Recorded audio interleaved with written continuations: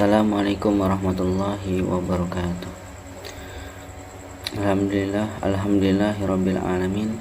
Assalatu wassalamu ala asrafil anbiya'i wal mursalin wa ala alihi wa sahbihi rasulillahi ajma'in. Amma ba'du.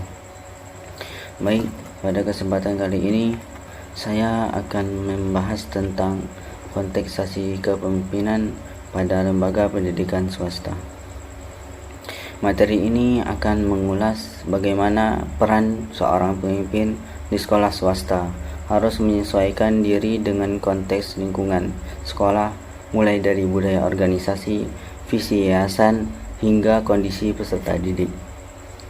Semoga pemaparan ini dapat memberikan gambaran yang jelas dan mudah dipahami. Lanjut, latar belakang. Kepemimpinan dalam lembaga pendidikan swasta memegang peran strategis dalam menentukan arah, kualitas, dan keberlanjutan lembaga.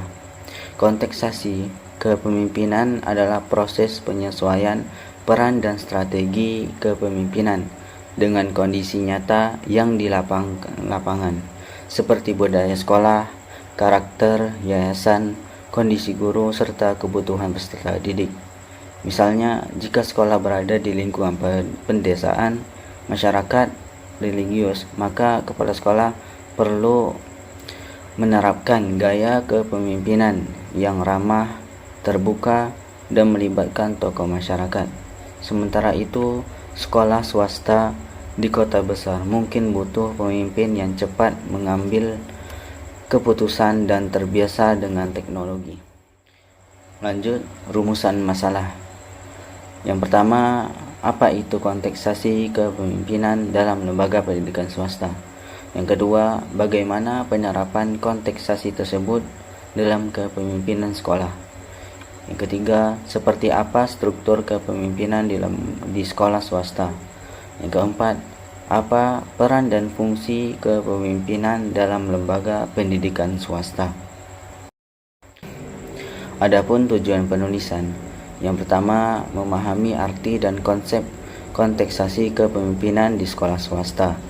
Yang kedua, menjelaskan bagaimana pemimpin menyesuaikan diri dengan karakter dan kebutuhan lembaga. Yang ketiga, mendeskripsikan struktur kepemimpinan dalam lembaga pendidikan swasta. Yang keempat, menjelaskan peran dan fungsi kepemimpinan yang relevan dengan konteks sekolah. Masuk dalam materi yang pertama, yaitu definisi dan konteksasi kepemimpinan.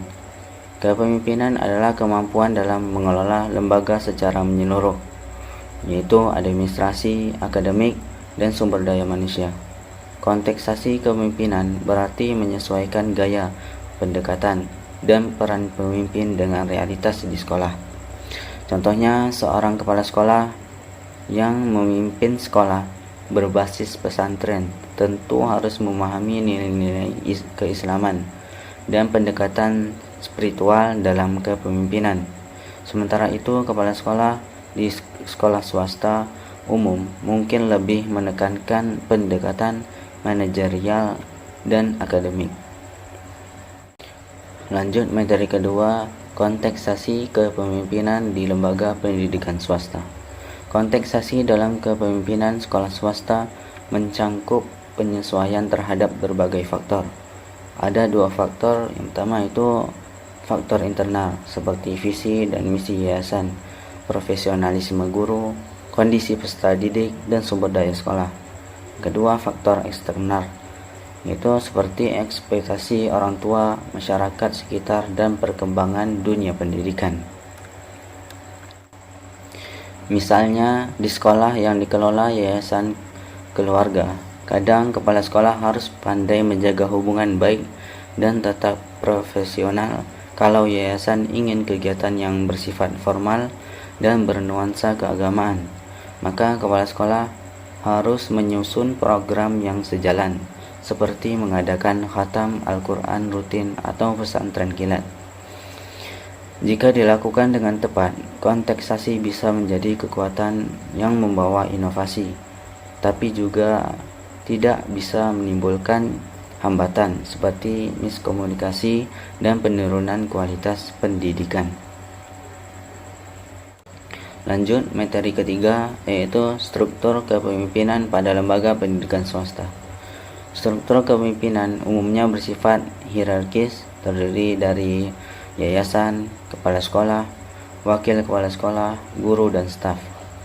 Setiap jenjang memiliki peran dan tanggung jawab. Misalnya, yayasan menentukan arah besar sekolah, kepala sekolah mengelola program, guru mengajar, dan staf mendukung teknis. Semua peran ini harus saling mendukung agar pendidikan berjalan dengan lancar.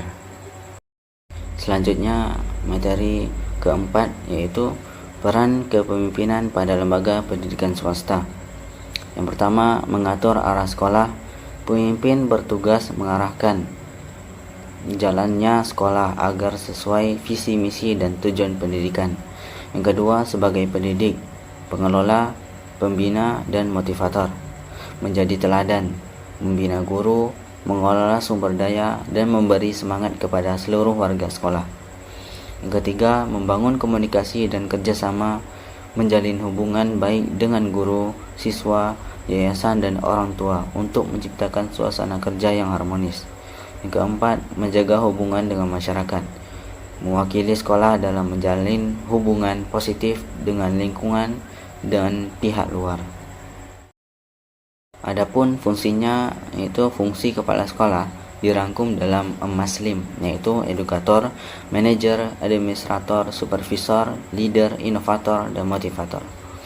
Edukator ialah meningkatkan profesionalisme guru dan menciptakan lingkungan belajar yang baik. Manajer mengelola semua sumber daya sekolah secara efektif. Administrator mengatur administrasi, kurikulum, siswa, keuangan, dan lainnya. Supervisor itu membimbing dan mengawasi proses belajar mengajar agar berjalan dengan baik. Leader itu memberikan arahan, membangun komunikasi dua arah, dan memotivasi staf. Inovator itu menciptakan ide-ide baru dalam pembelajaran dan pengelolaan sekolah. Motivator mendorong semangat kerja guru dan karyawan agar tetap optimal. Kesimpulan, konteksasi kepemimpinan sangat penting dalam lembaga pendidikan swasta. Pemimpin harus mampu menyesuaikan pendekatan mereka dengan kondisi nyata yang ada, dengan memahami lingkungan sekolah, yayasan, masyarakat, dan guru. Kepemimpinan biasa berjalan lebih efektif, struktur yang jelas, komunikasi yang terbuka, dan pendekatan yang sesuai konteks akan menjadikan lembaga pendidikan swasta lebih adaptif, unggul, dan dipercaya masyarakat. Demikian pemaparan saya mengenai konteksasi kepemimpinan pada lembaga pendidikan swasta. Dapat kita simpulkan bahwa pemimpin yang baik bukan hanya mampu memimpin secara teori, tetapi juga harus bisa membaca situasi, memahami kondisi sekolah, dan menyesuaikan gaya kepemimpinan dengan kebutuhan yang ada. Terima kasih atas perhatiannya. Semoga materi ini bermanfaat dan bisa menjadi bahan diskusi bersama. Wassalamualaikum warahmatullahi wabarakatuh.